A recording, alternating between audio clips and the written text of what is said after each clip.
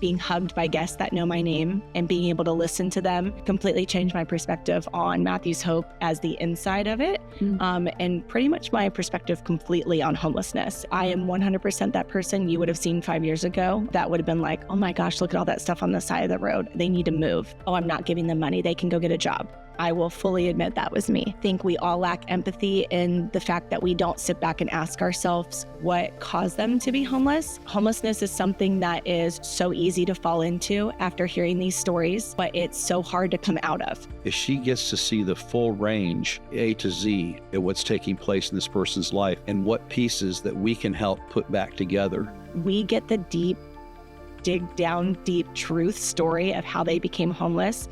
And I will say, sometimes we have to walk away because I will 100% be crying after I talk to them. I've had a lot of domestic violence cases lately, a lot, and there's not enough safe spots for them. They're looking for a miracle. And the truth is we can't provide a miracle. And I'm sure that's difficult for you because everybody that comes to you says what? I want housing. I just want off the streets. I just want off the streets. Can you get me off the streets? These people are coming in with no support, no love, no one to talk to. One thing that we ask is, do you have an emergency contact? And 99% of the time, they're like, I have nobody. And what we've started saying, Ashley and I, is we will be your emergency contact. And the tears that have came out just out of that one statement, it really hits you. Hi, everyone. I'm Tracy Lewis from Imagine. I'm joined by Pastor Scott, who is the founder and CEO of Matthew's Hope, and Courtney Woolbright, who is the venue and events director for Matthew's Hope in Trinity Oaks, in addition to a new role we will be getting to shortly. Welcome to this week's episode of Straight Talk, No BS with Matthew's Hope, presented by Imagine Marketing.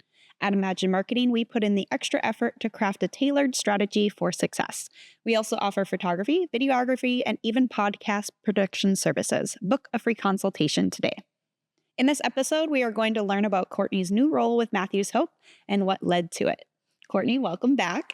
You first joined the podcast back in episode 74, which was all about the Trinity Oaks event venue, which is here on the Matthew's Hope campus in Cocoa, Florida. And we encourage everybody to go back and watch that full episode. But for those that haven't seen it yet, can you give an overview of what Trinity Oaks is? Sure. So Trinity Oaks is a wedding and event venue. We have 4 different spaces to rent, from a smaller chapel to a very large sanctuary with a bride and groom suite, a built-in cocktail hour bar and lobby, courtyard that features our big light up oak trees, which is definitely what everyone knows us as, and then a reception hall with a stage and full kitchen. So it's a huge venue in Brevard County and one of my favorites. I love it. It's very beautiful here. If you guys haven't been, you need to come and visit. What is your role with Trinity Oaks and how long have you been doing it? My role at Trinity Oaks is the venue director. I also am the owner of a local wedding planning company that has a team of 9 that also works at Trinity Oaks for every single wedding that happens here. So we call this our home base when it comes to I Do For You. And I've been here for a little over 2 years now. I love that. Wow, it's been 2 years already. I must have been having more fun than I thought I was having. I was the one with the party and fun. What are some of the reactions you have heard when you tell people that they could have their dream wedding at a homeless outreach campus? Very mixed. So I don't drop the ball until the reception hall, which is our last stop on our tours. And it's been really cool because some of our couples that have gotten married here have become some of our biggest supporters. So there's never been a negative reaction. There's not homeless people walking around your wedding, which is what some people like to say. It's honestly been it's really cool because Matthew's Hope's donor base has grown because of the events we've had here. I love that. And it's also helping the ministry too, right? Well, it's kind of cool because it's very unexpected. You know, as people, when they see me out there and they understand my role at Matthew's Hope, and they go, is it true you guys are doing weddings? How's that work? And I said, well, when was the last time you drove by? And they say, oh, just the other day. I said, what'd you see? And they go, nobody. I go, well, that's pretty what happens when we're not here as a homeless outreach.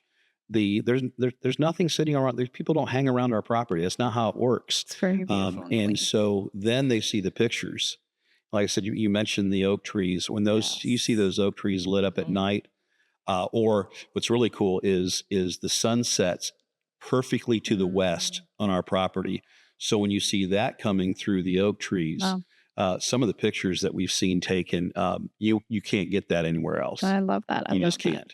We actually have couples that have been traveling here. We have 3 destination couples booked right now that are traveling from different states to get married here. That is amazing. Cool? Yeah. So tell all of your friends, definitely come and take a tour. So in episode 74, you talked about a wedding that was here and went viral. Can you give us a little update on them? Yes, that's definitely Christina Hamilton was our bride.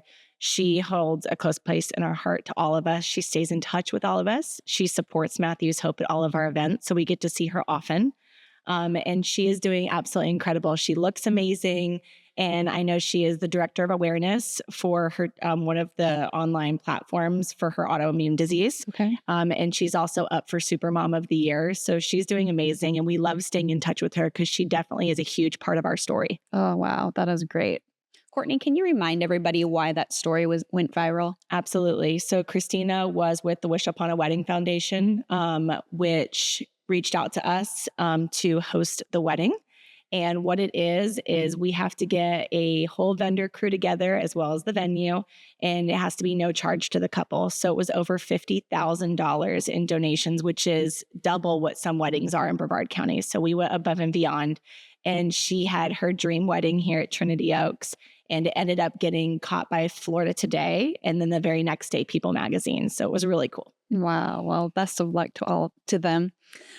All right, let's get into this episode, what this episode is all about, and what your new and expanded role is with Matthew's Hope. Can you tell us about that? Yes. So my new role at Matthew's Hope here in the last month has been the advocate role, which I am absolutely loving because it's very humbling, but it's also very rewarding. So 2 years ago, when I came to Scott and Shelley and ended up with the venue director and then the events director, never in a million years would I think I'd be working with the homeless. And I have now been kind of moving into that being my full-time job. Okay. And I'm absolutely loving it. I love it. So give us some examples of what your day looks like in your new role. My day starts very early. But when I get here, the first thing that I do on property is I go find all of our moving forward guests and I just check in on them because our goal is for them to feel loved and help them move forward.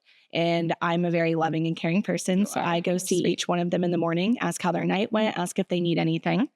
Then when I go back to the office, I'm with Ashley, who is my counterpart in the advocate role. And we are doing lots of tasks behind the scenes when it comes to housing, medical, mental health, and gosh, so much more. We're tracking points because all of our moving forward guests are on a point system. A lot of organizing, which Scott knows is my favorite word in the whole world. And then just scheduling life skills and helping our moving forward guests. But on an outreach day, we're working with all of our homeless. So it is 185 plus people every Tuesday and Thursday. Wow. It was crazy. So I want to kind of, if we can, how this all came about. So she, we have still been working overtime to get that right person the role at our front desk.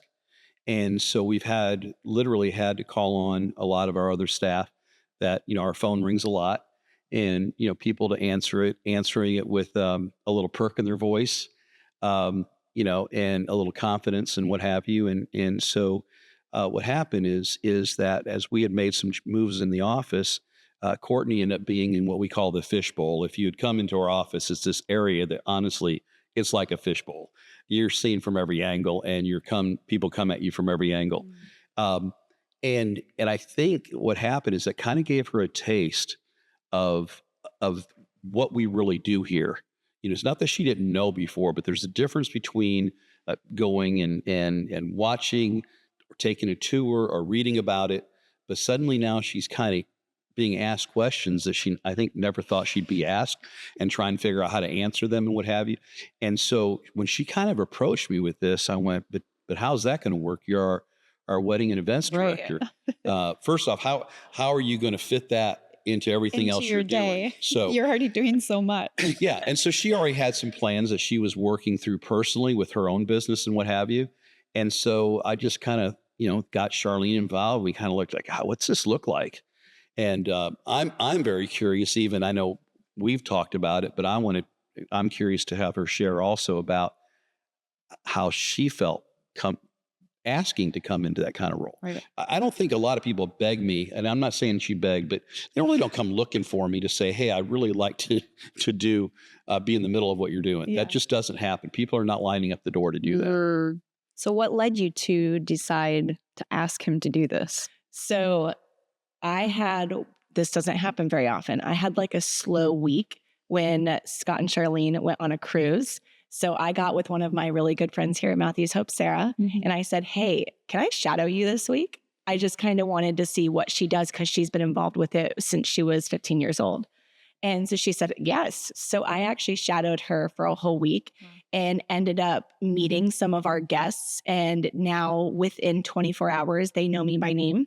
So coming in 2 days later to outreach and being hugged by guests that know my name and being able to listen to them and be an ear and someone for them to just talk to completely changed my perspective on Matthews Hope as the inside of it. And pretty much my perspective completely on homelessness. And I was like, this is where God's calling me right now. I don't know why, but God's calling me here. And I have a lot of respect for Scott and Shelley and Charlene. Yeah. And being guided under them to be able to help more and even grow more with Matthews Hope. I just kind of decided to change the way my personal business was a little bit, give some roles to some of my staff so I could dig deeper into Matthews Hope. And now I want to be here 7 days a week. So let's talk about that a little bit. How have your ideas about homelessness evolved since you started working here? Oh, perception. Completely. I think one of the things that we lack is empathy in this world. And it's really, really sad. So I am 100% that person you would have seen 5 years ago that would have been like, oh my gosh, look at all that stuff on the side of the road. They need to move. That's just a bad look for Brevard County. Oh, I'm not giving them money. They can go get a job. I will fully admit that was me.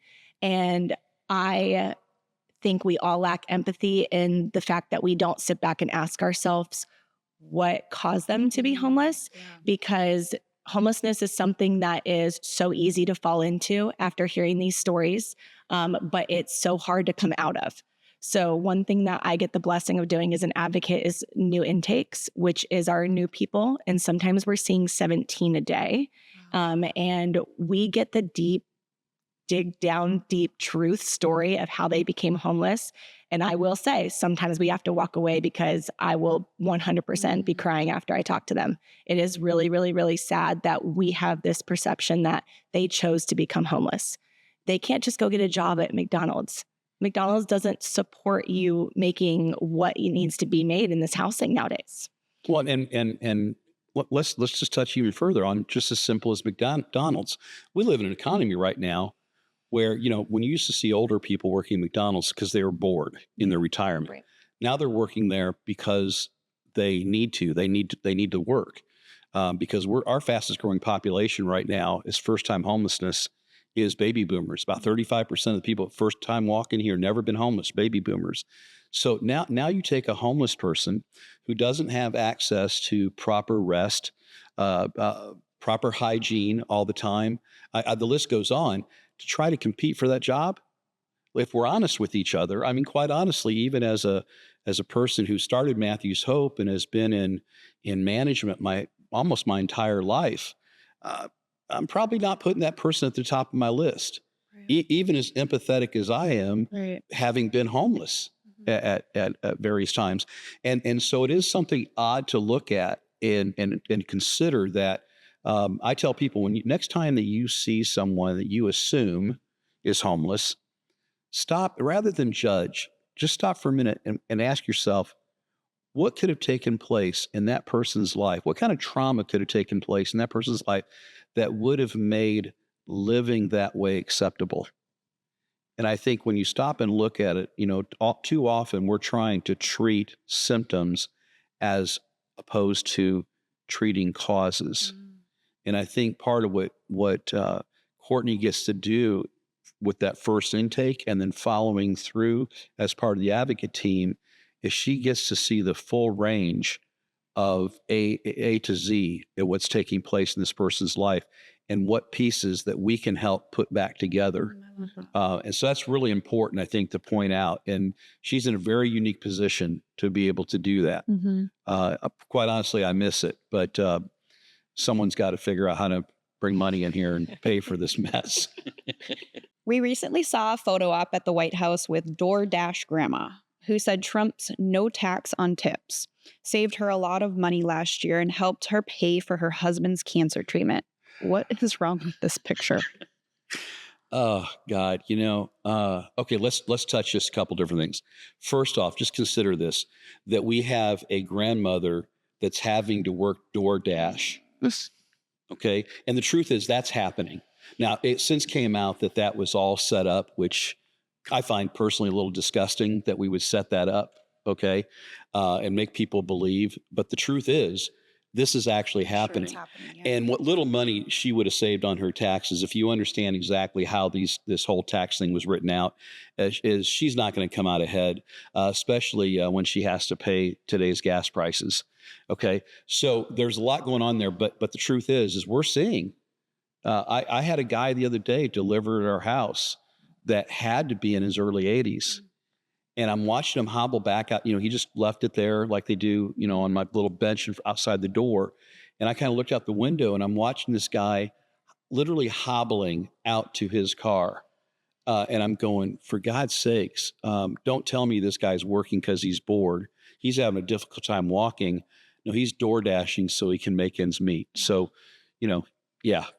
And then it turned out being BS anyhow. Yeah. So at least that guy can hobble. Like you had said, what happens to those who can't get out there and work? Well, here's what's crazy about that also is that how long can he hobble and how many years is he going to shave off his life because he's trying to do this? The truth is most people in that age group are getting to the point where physically they simply cannot do it. And that's why we're seeing them coming into our doors. Their pensions disappear. If they're a female and their husband dies, the pension typically disappears. Property taxes in Florida are out of control. Insurance home insurance in Florida is completely out of control. Tallahassee and our governor has been saying they've been addressing this for the last umpteen years and nothing has changed. I don't think it's being addressed at all. So let's just call it for what it is, BS, more BS. And the sad part is you see these people come in here and they're looking for a miracle. Yeah. And the truth is we can't provide a miracle. There is no miracle. There's no magic button I can push. In fact, the truth is that age group is the toughest age group for us to get housed because there is no end game outside of death. Mm-hmm. There is no what's next for them outside of death. And so we're working very hard and trying to invest in ways that we can bring some of these folks together and maybe with a shared income, Matthew's Hope helps them get into some type of housing that they can take over. So that is something we're working on, but it's as a whole, it's an ignored crisis that, again, Florida, you need to be calling your people in Tallahassee, your local, state, county representatives and ask them what the hell. And then, same thing is for Washington. I mean, the truth is we're ignoring some of the biggest things. And I suppose if we keep doing things like bombing other countries and whatever, forget the nasty grams, I'll just put it in the trash, to keep our focus off of what the real crisis in the United States is. And homelessness is the dominating crisis right now. And that age group is the dominating demographic. That's terrible. Courtney, what are some of the more surprising reasons you have heard that led someone to become homeless? On a lighter note. You know what? A lot of them have been family issues. Unfortunately, domestic violence. We have a lot that end up in jail for silly reasons, like camping on the beach. And they end up in jail for that. And we all know how Scott feels about that, the camping. Yes, 100%. They're causing these people to end up on the streets pretty much. And I just don't understand it. I don't understand it at all. But I will say with intakes, the most of them are family issues. Mm. These people are coming in with no support, no love, no one to talk to. Yeah. So Matthew's Hope is their family. And one thing that we ask is, do you have an emergency contact? And 99% of the time, they're like, I have nobody. Mm. And what we've started saying, Ashley and I, is we will be your emergency contact. And the tears that have came out just out of that one statement it really hits you because you and I have an emergency contact. Yeah. But when you're able to say, no, I have not a single person. God, I can't even. And when she says family issues, I want to make sure what includes that is no family at all. Mhm. Often, especially with the older folks, they either chose not to have children or some of them have outlived their children.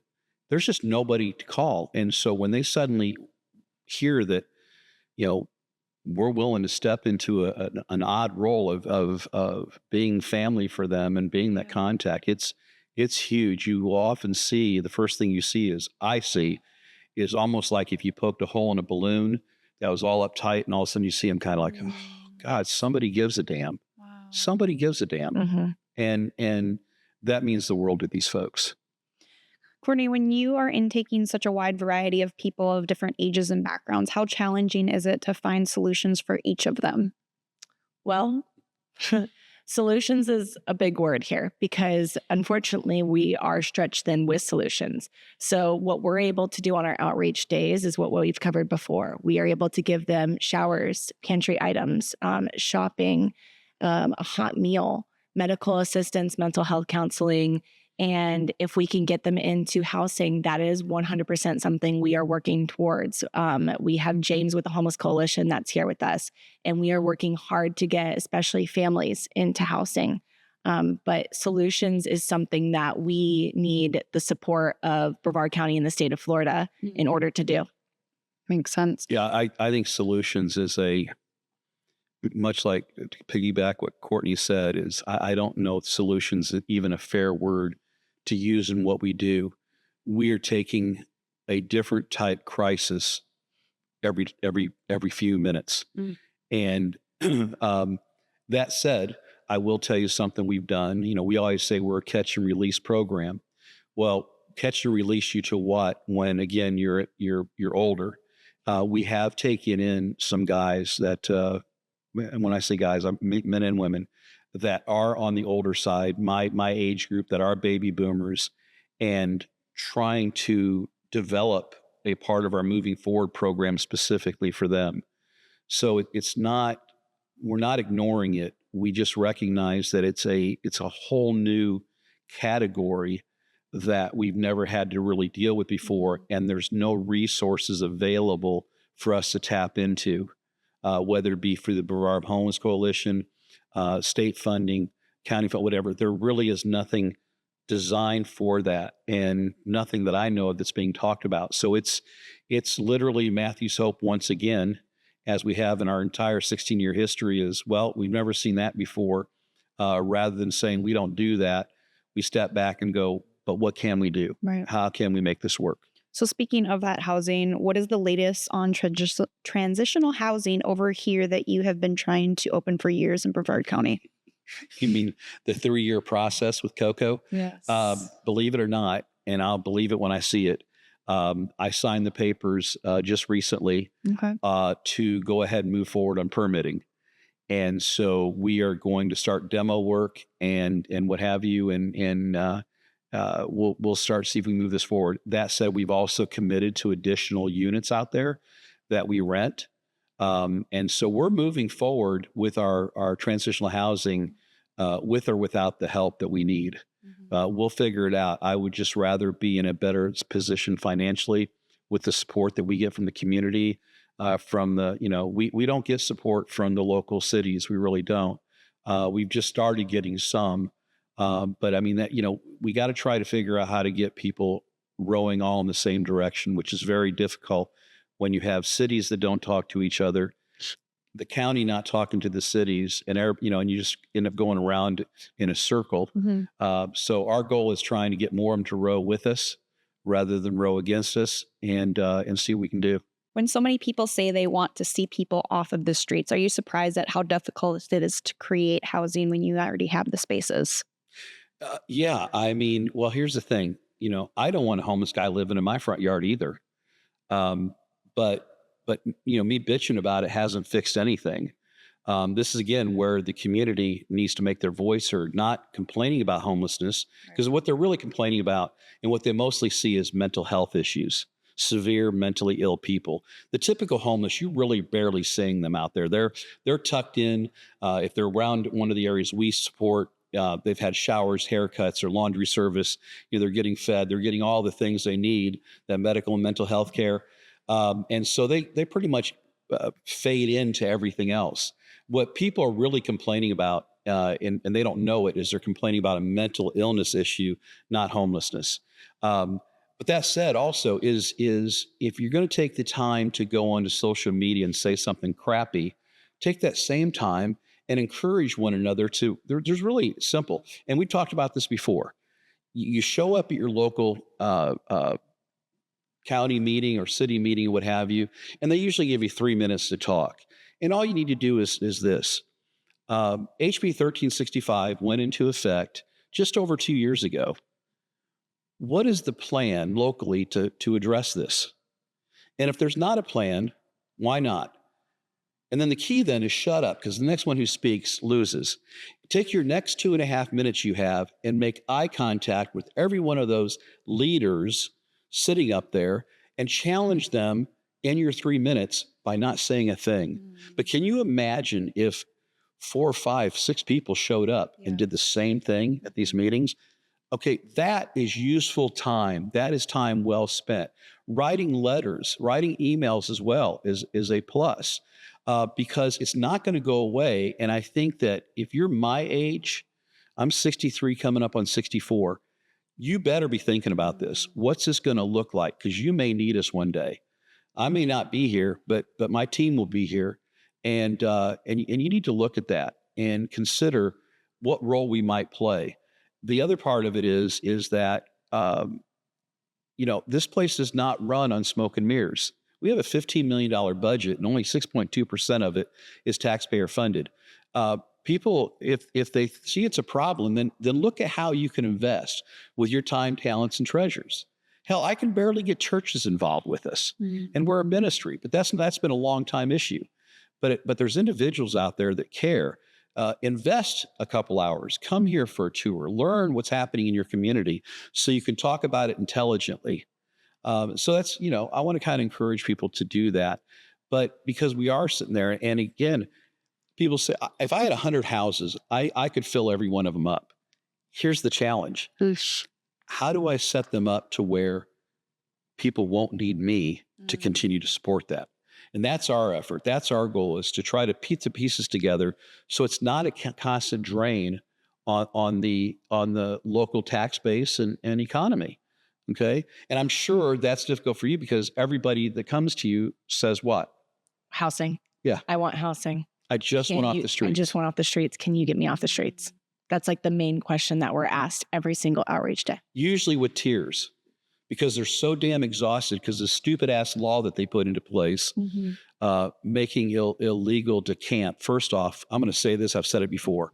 I've been homeless. It's not frickin' camping. Okay. We don't break out the s'mores and sing songs. You're living behind a dumpster. You're sleeping on the beach.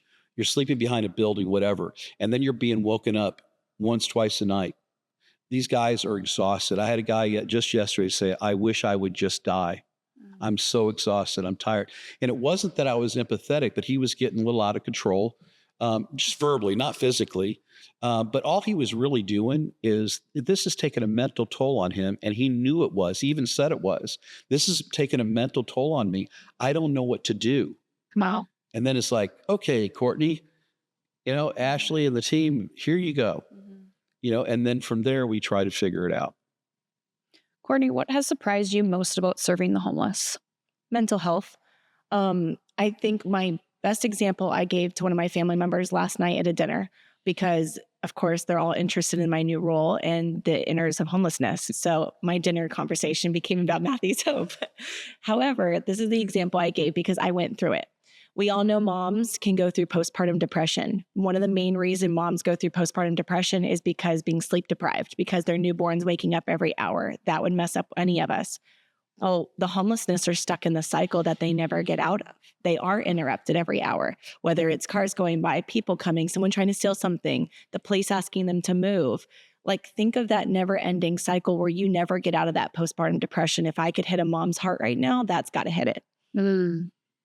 That's huge. Now take it a step further. Imagine having a 4-day-old and living in your car, or worse yet, on the streets. You know, it's been several weeks ago now. Our range went from 4 days old to the age 94. In one day, we saw that full range. Yep. So imagine now you got this mom that is, talk about not getting rest. Okay. That just 10 times, the toll that takes. And you see it in their faces, and it's sad because they're just exhausted. And the biggest thing, I just want to sleep. Mm-hmm. Okay. But I can't. I got this little one. And usually if there's a little one here, there's a little one also there, usually that 2 or 3 year old, the first child. So she's got this one running around in full energy. She's got this one that's 100% dependent on her. This one who's 95% dependent on her, and she's living on the streets. Wow. That's messed up. That is messed up. And sometimes that's because they came out of domestic violence or a bad marriage situation. And here we go. Courtney, do you have any particular impactful intake conversations that you'd like to share? I honestly don't think I can share the one I want to because it's private per the person. I would love to share some of these stories, but some of them are definitely private. Mm-hmm. I know Scott probably has quite a few, but I feel like in my role right now, some of the conversations that we have to remain confidential. Wow. Yeah, I would simply say, I'll do this, throw you out we try not to use names. Yep. If we can give examples though, if you're able. If you can't, you're not comfortable, I'm good with that. But yeah, there's so much that we see that honestly it's given to us in confidence. And it's tough. It's tough because these people have a name. Yeah. They have a story. They have a life. I've had a lot of domestic violence cases lately. A lot. Too many to count. And there's not enough safe spots for them. I mean, we literally had a guy call. He is domestic violence, and it's her. It's not him. Okay, and interesting enough, the one we're actually in law enforcement, and it's sad. Here's a man who's trying to hold up his end of the bargain. He's not going to raise a hand to a woman, but has a woman who's knocking the hell out of him every time she gets a chance and is taking full control. And you go, well, how could that possibly happen? It happens. It's not, the man thing isn't an everyday thing, but I think people are surprised. We see it more often than people would think we do. That's a very tough thing. But as a whole, domestic violence, there is nobody for us to pick up the phone and say, hey, we have a situation that we want to bring to you. You guys are better equipped. There's things that we do here. I don't want to say we're a jack of all trades, but we kind of are. But we try to partner with organizations that if they're the expert in it, how can we work our resources together to address this? And unfortunately, when it comes to domestic violence, we have not come up with there will never be an easy answer, but we don't have that phone call we can make and try to make that connection. That's really unfortunate. We do have 2 of our guys in our Moving Forward program. A little bit of their stories are family related and extremely sad. I can share some of those. One of our guys in our Moving Forward program who is so strong here. He's one of the hardest workers I've ever met. He had to pull the plug on his mom. And that is where it went down completely for him. He ended up selling drugs because he felt like it was his only way to make money. And it just went downhill from there. We have another one that watched his dad shoot himself in the head, and he cleaned up all the pieces and everything before his family got home.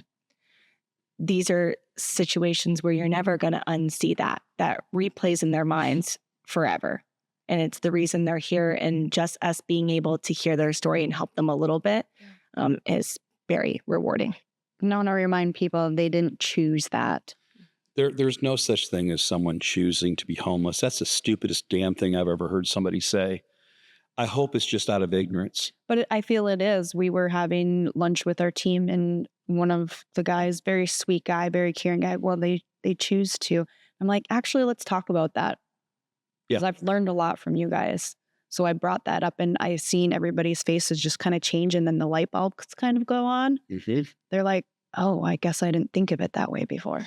And because the one thing most of us were taught, no matter how we grew up, was don't judge a book by its cover. And yet that's what we spend most of our day doing, judging everything by what we think we see, what we think we know. And the truth is you don't know. So shut up. Just shut the hell up. But what I'll focus on more importantly is I tell our staff and I tell anybody that will listen, love God, love his people, and then just shut up. Okay? If you just do those two things, it will change everything. 4 years of seminary. If they just told me that and I went on about my business, Matthew's Hope would still be here. I'm not here because of seminary. I'm here because this is what God called me to do and gave me a mind that was willing to step back and say, okay, help me understand. Yeah. If you want to know the truth, you're going to know the truth. If you decided you already know everything, there's not a damn thing I can teach you, and you're probably not watching this anyhow. Yeah. But I think it's important that we consider the fact again that we don't know their stories. Some of them, most of them, are pretty horrific, and you don't think it possible. There's times, even I have to admit, early on in this ministry, I used to think, God, that's a line of crap. And then as I got deeper into it and realized, just like me, we all had a story and we were able to verify these stories, and one is worse than the next. What happens often is many organizations just wash their hands of it and say, we don't deal with that. Go see Matthew's Hope. Or they drop people and at you. Yeah. And so we, because we do have a reputation of trying to figure it out. Yeah. But also a lot of people think that we're loaded with cash. We get calls all the time, drop-offs all the time. We were told to come here. Can you help me? And we do everything we can. All times of day. I mean, again, a lot of this is happening. I can't tell you how often we're walking out the door. The office is closed and we're walking out and someone pulls up. And I cannot tell you how often first we try to handle their initial need and then try to figure out what's next. But again, that's a part of our life that